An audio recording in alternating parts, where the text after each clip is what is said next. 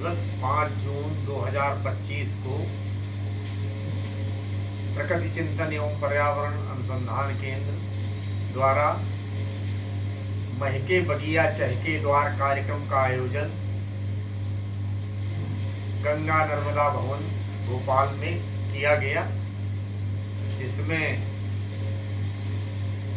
आज के दिन एक पेड़ माँ के नाम लगाने का संकल्प लिया गया। साथ ही भविष्य में उस पेड़ की रक्षा के लिए, संरक्षण के लिए भी संकल्प लिया गया। आइए हम सब मिलकर के आज ये संकल्प लें कि हम अपने पर्यावरण संरक्षण के लिए जीवन भर सतत प्रयास करेंगे। और हम शपथ लेते हैं कि आज से हम पॉलीथीन, अमानक पॉलीथीन उपयोग नहीं करेंगे और उसे अपने जीवन में उतारेंगे।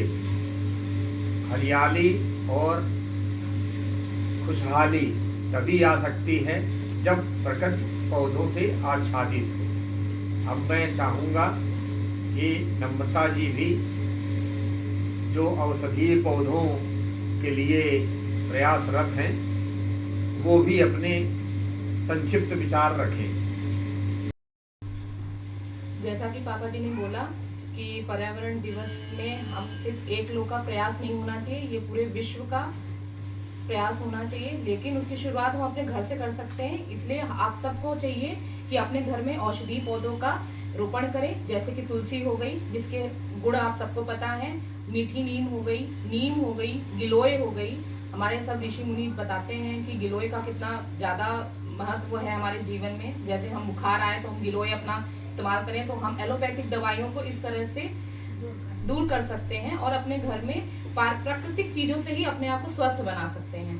तो इसके लिए सबसे पहला प्रयास हमें अपने घर से करना चाहिए, जैसे कि हमने अपना प्रयास करा है ये तुलसी लगा करके और अपने किचन गार्डन में मीठी नीम लगा करके।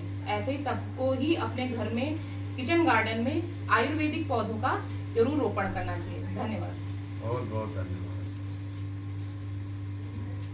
जैसा कि पापा जी ने बताया कि घर पे आपको पौधे लगाने चाहिए पर्यावरण सुरक्षित रखने के लिए, भाभी ने बताया कि अपने किचन गार्डन में या अपने घर पर आयुर्वेदिक के तौर पर हमें तुलसी, मीठी नीम, ये सारी चीज़ें पौधे लगाने चाहिए। वैसे ही जैसे हमारे जीवन के लिए ऑक्सीजन बहुत ही महत्वपूर्ण है, बिना ऑक्सीजन के हम जीवित नहीं रह सकते। वैसे ही हमारे जो पौधे हैं वो हमें ऑक्सीजन प्रदान करते हैं। जैसे कि हमारा पीपल का पेड़ हो गया, वो हमें ऑक्सीजन देता है। हमारा बरगद का पेड़ हो गया जो सबसे ज़्यादा लंबा जीवन जीता है पौधों में, और हमारे सभी पशु पक्षियों को, सभी लोगों को छाया प्रदान करता है। जैसे कि अभी वट सावित्री का व्रत था तो उसमें हमारे बरगद के पेड़ की बहुत महत्व है।